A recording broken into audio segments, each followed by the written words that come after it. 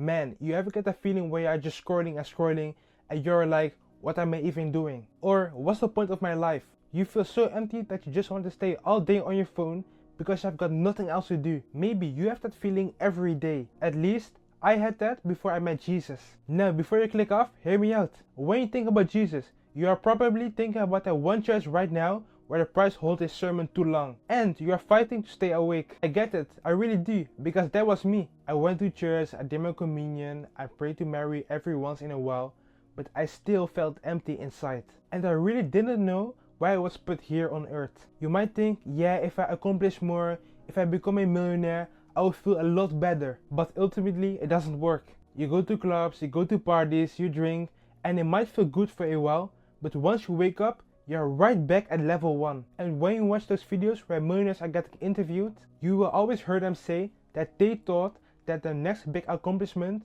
will make them happy. And that is exactly where I always see celebrities being at the biggest parties, buying a car collection. And look, I'm not saying that being rich is bad.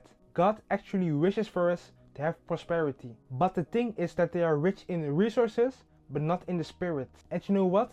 It doesn't even surprise me. Even the Bible talks about it. In Ecclesiastes chapter 5 verse 10, it says, those who love money will never be satisfied with the money they have. Those who love wealth will not get satisfied when they get more and more. This is also senseless. And this Bible text right here shows that money can't fill your heart, but God, He can. Here's the thing.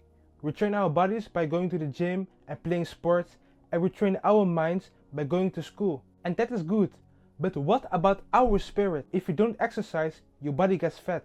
If you don't use your brain, it gets slow. So why don't you train our spirits? The reason why you feel empty is because you don't train your spirit. Imagine your heart like a seed.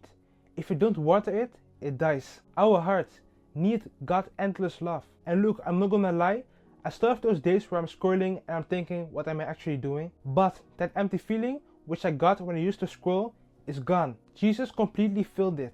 And let me tell you a story. One time I had a group presentation at uni. I started learning my script at heart the same day when I had a presentation. You could only imagine the look on their faces when I was performing, when we were practicing. But before the official presentation came, I said in myself, God, I lay this in your hands. And guess what? I started talking at the presentation and spoke calm and clearly. All because I knew that God will never abandon me. I just laid it in His hands and He took care of the rest. And that is a classic example of what happens when you take your problems to God. He just takes care of it. And the thing is, His peace and His love that I feel inside me never runs out.